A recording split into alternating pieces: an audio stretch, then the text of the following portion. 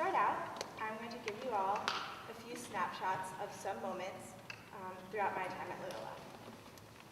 When I was packing up to leave for Loyola before my first year, I imagined what life would be like here with each item that I carefully placed into my suitcases. I envisioned things a certain way. I had big plans. On the way to Loyola for that first ever move-in day, my dad's car broke down. Luckily, only about a half hour from our house, but still, we had to transfer everything into my mom's car. We had to repack everything, completely readjust our plan. Fast forward to my sophomore year, I'm dreaming of studying abroad in New Zealand. It's all I'm planning for. Turns out, I wouldn't have been able to graduate on time with that plan, and I ended up spending the fall of my junior year in Cork, Ireland.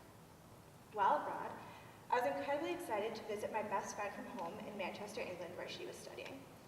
The plane ended up being terribly delayed. There was horrifying, terrifying turbulence on that flight, not part of my plan for a weekend away. This past summer, I was lucky enough to be able to attend the wedding of one of my best friends out in Ohio just before the semester started. On the drive home, with my roommate asleep in the passenger seat, I had a lot of time to think.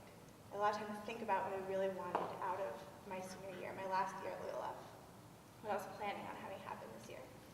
Jump ahead to today, not much of that plan has actually come about.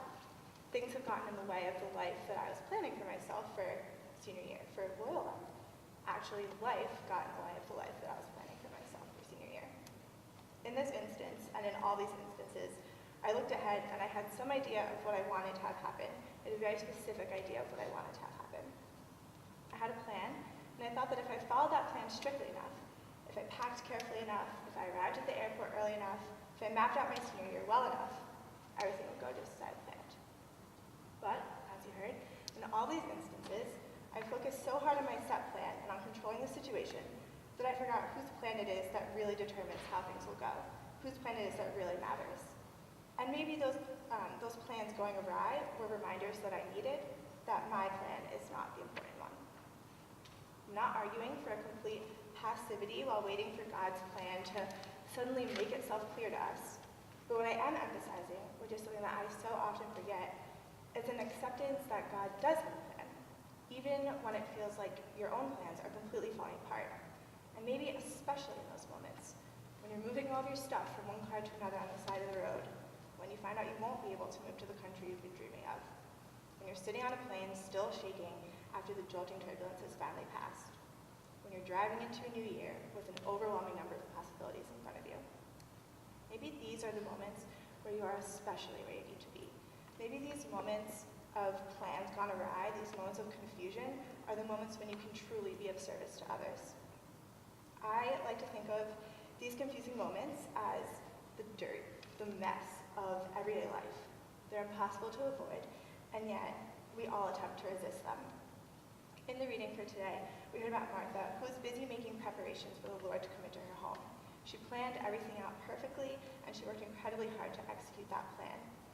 But Jesus didn't care about her plan, her work, her busyness. He cared about Mary, who sat at his feet and heard what he had to say. We all try to plan things, to clean things up, to prepare ourselves. But notice that the reading says Martha was distracted by her work. She was distracted. When we become so involved in planning things for ourselves and attempting to control everything and make it perfect, we distract ourselves from God's plan for us.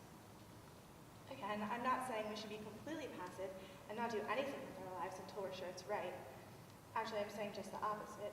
We must, in spite of the fact that things will surely go wrong along the way, commit to experiencing our lives to the fullest. It's easy to become overwhelmed by these moments, to allow this dirt, this messiness, to frustrate us to the point of being paralyzed. But if these are the moments in which we are most truly ourselves, in which we are most truly following God's plan for us, maybe we should take a minute to breathe in the dirt, breathe in the mess, radically accept that life happens in ways in which we never could have imagined, accept living in the dirt, and live well in it. I only recently found out that I would be leading Evensong tonight, as opposed to later in the semester, which was originally planned. When I was still planning on speaking later in the semester, I thought, this is great. This gives me plenty of time to get my life together, to get myself in order before I really reflect and try to be of service to others through my talk. and the plan changed. Here I am talking with you today, having been pretty unexpectedly thrown right into the midst of the reflection I've pretty much been avoiding since I got back to Loyola for this last semester. But maybe that's the point. We're not of service to others when we are perfect.